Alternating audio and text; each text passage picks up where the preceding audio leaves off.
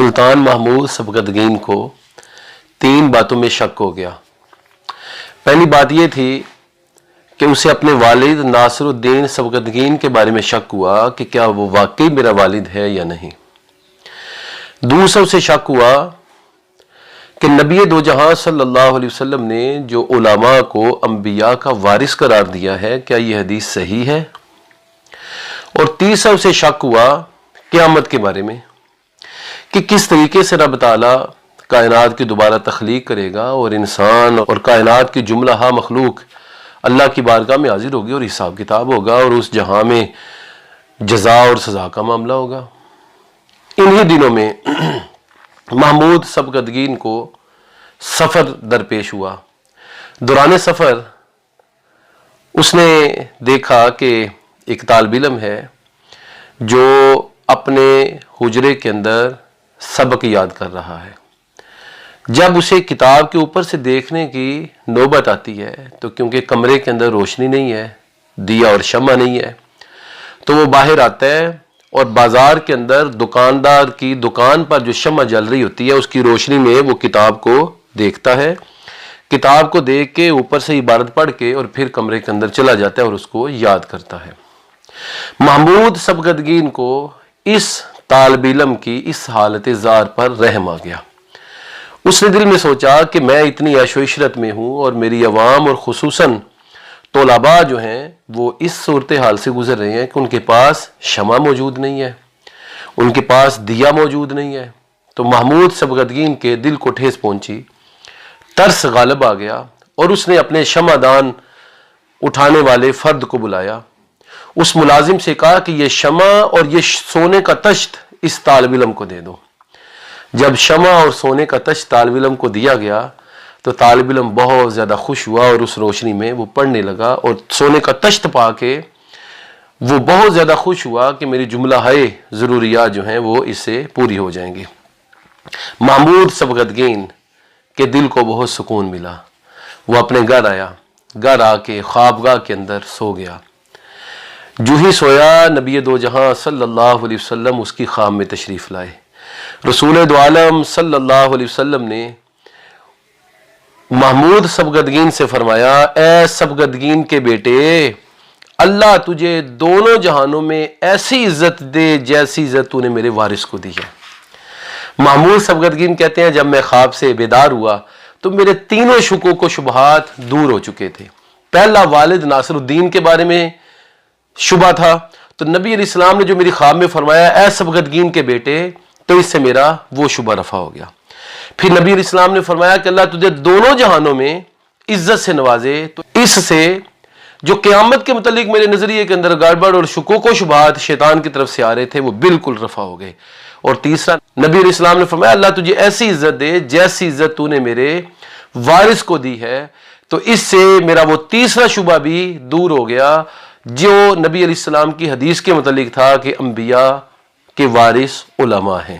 تو محمود سبکتگین کہتے ہیں کہ یہ ایک ہی خواب اور حضور علیہ السلام کا ایک ہی جملہ میرے تینوں شکوک و شبہات کو دور کرنے کا موجب بن گیا اور یوں میرے دل کو راحت ملی۔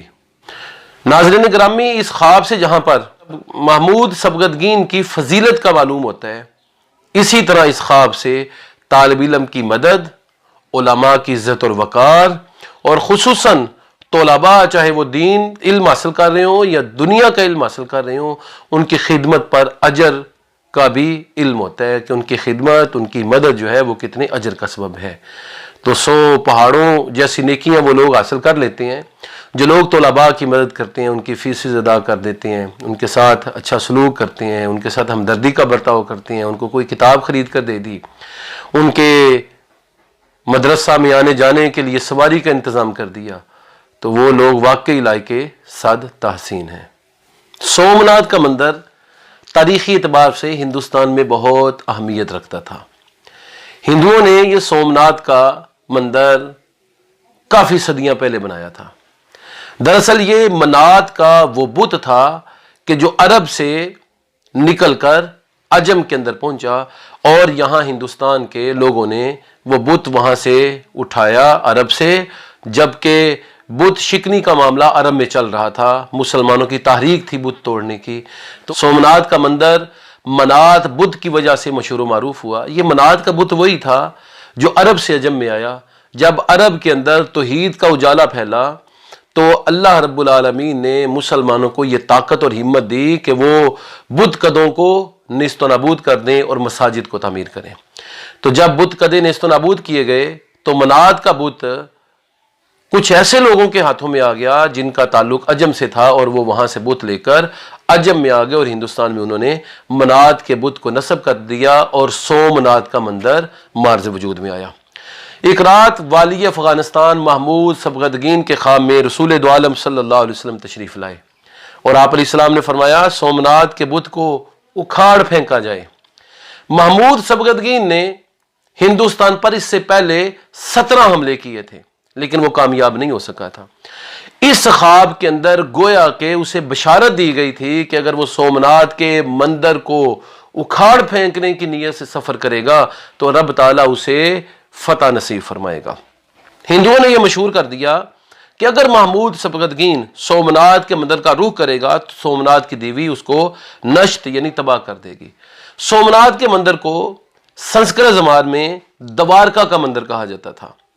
تو ہندوؤں نے جب یہ بات مشہور کر دی کہ محمود سبکتگین 17 حملوں کے باوجود کامیاب نہیں ہو سکا، اور اب اگر اس نے سومناتھ کا رخ کیا تو سومناتھ کی دیوی اسے نشت کر دے گی، تو سلطان محمود سبکتگین نے یہ چیلنج قبول کر لیا، کیونکہ اسے نبی علیہ السلام کی طرف سے خواب کے اندر پہلے خوشخبری مل چکی تھی کہ اللہ رب العالمین تیرے ہاتھوں سے سومناتھ کے مندر کو اکھاڑ پھینکنے کا کام لے گا۔ تو محمود سبکتگین کو نبی علیہ السلام نے فرمایا تھا کہ سومناتھ کے مندر کو اکھاڑ پھینکا جائے۔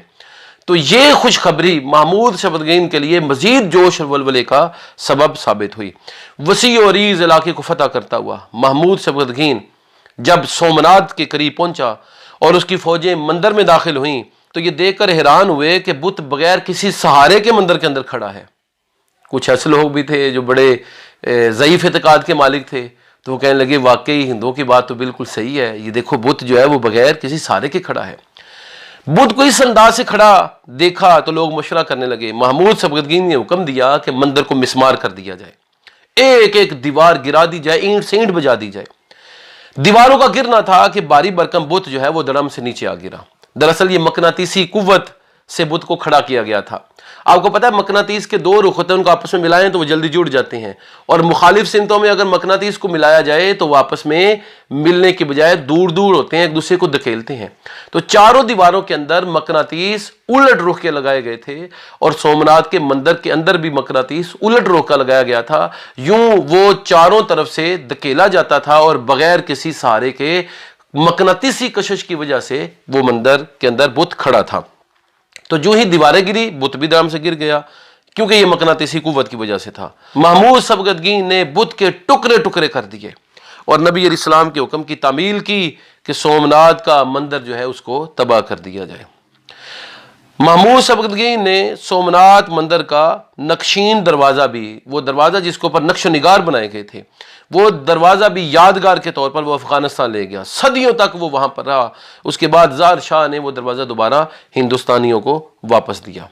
تو نبی دو جہاں صلی اللہ علیہ وسلم نے کعبۃ اللہ کو جب بتوں سے پاک کیا تھا تو دیگر بتوں کے ساتھ منات بت کو بھی پھینک دیا گیا تھا۔ اس بت کو ہندو یاتریہ ٹھاکر نامی آدمی، یاتریہ ٹھاکر نامی ہندو آدمی، یہ عرب گیا ہوا تھا تجارت کے سلسلے میں، تو یہ وہاں سے اس بت کو اٹھا لایا اور سومناتھ کے مندر میں لا کر اسے انہوں نے نصب کر دیا۔